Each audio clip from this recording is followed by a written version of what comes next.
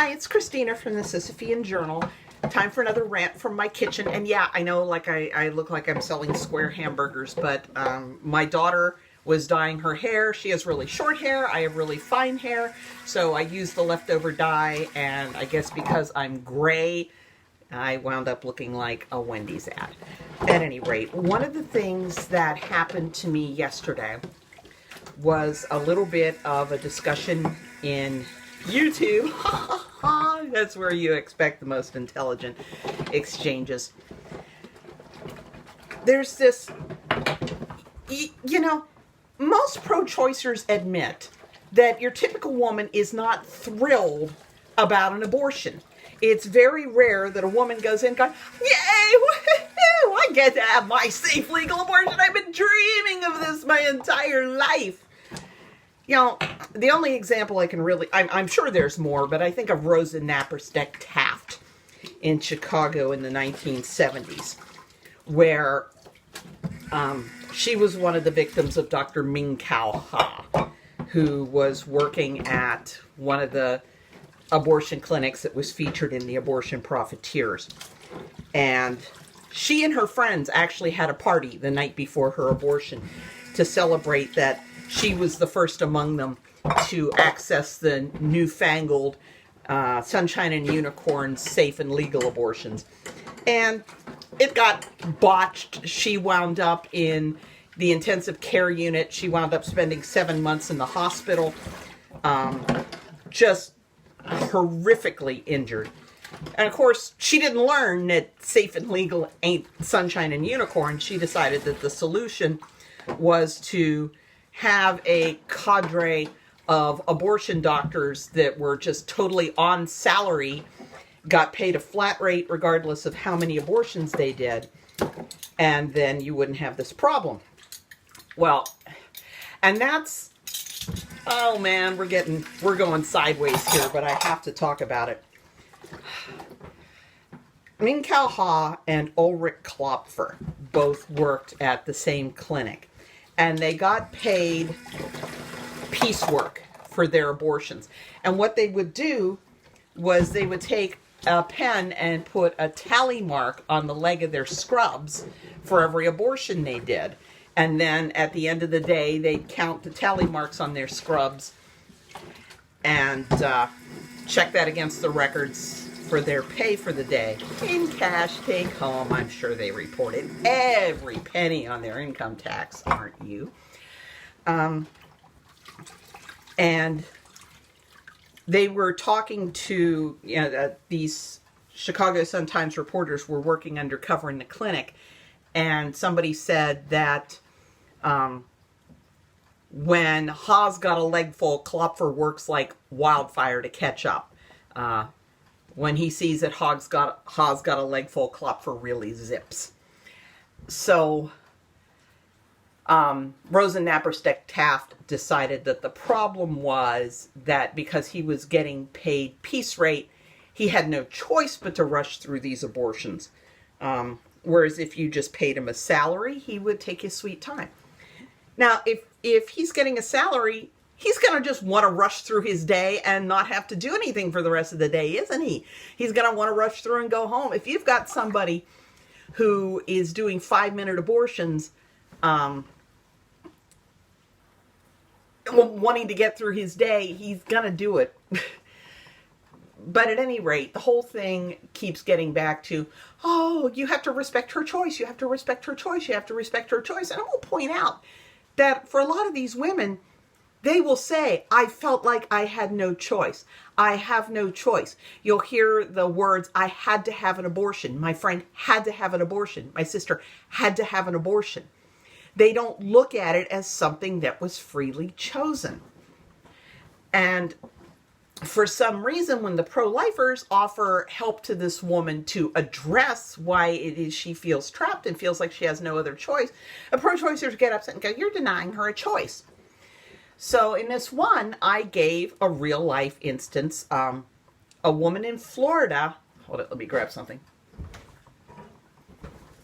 A woman in Florida talked to the pro-lifer outside the clinic and explained that she was having an abortion because her mortgage was in arrears. She was facing foreclosure, and she had, I can't remember whether it was 2 or 3 children already, but that the prospect of homelessness with her born children was bad enough, but the idea of being homeless with these children and pregnant, and then if she didn't resolve the homeless situation, she was going to be homeless with these children and a newborn.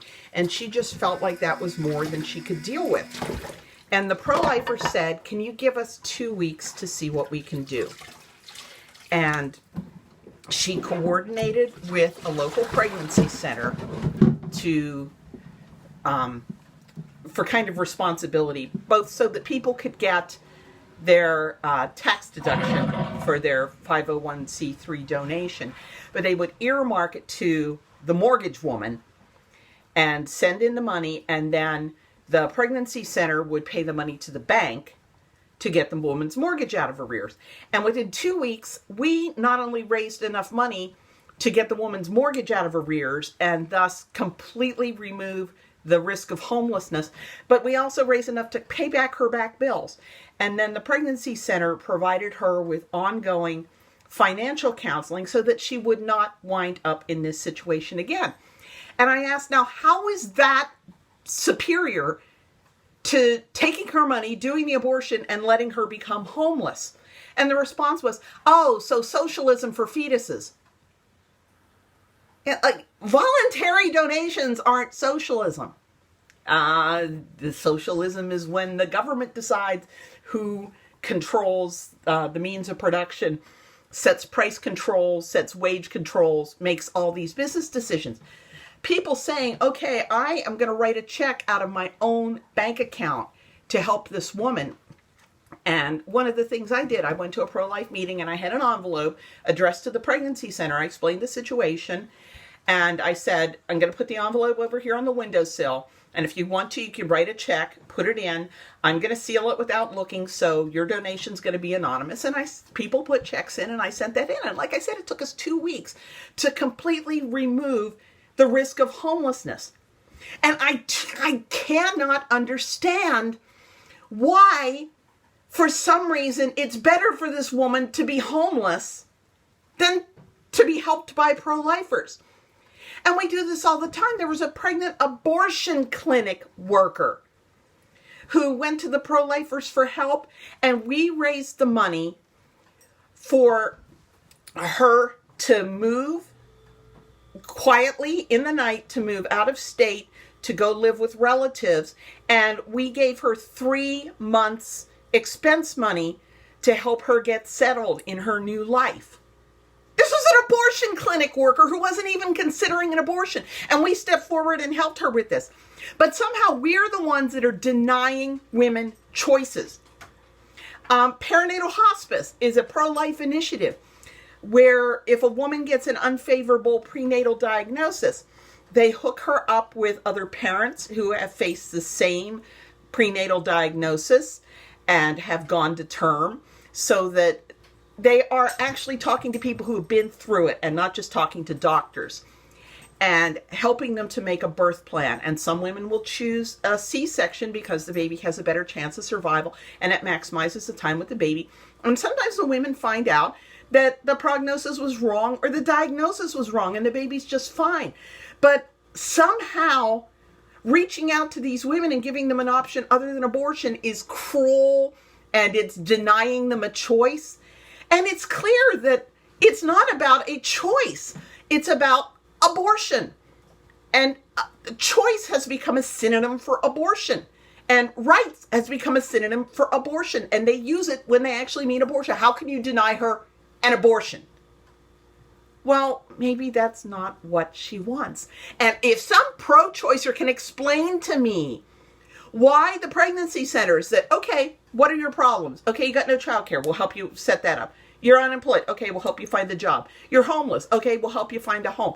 Why are the people who help the woman to build a better life for herself, to build the life she wants to have, why are we the hateful people And the people who take her money, scrape her out, and send her out to that horrible situation, to that homelessness, to that unemployment, to sexual abuse, to whatever her problem is, somehow they are the champion of women living the life they choose.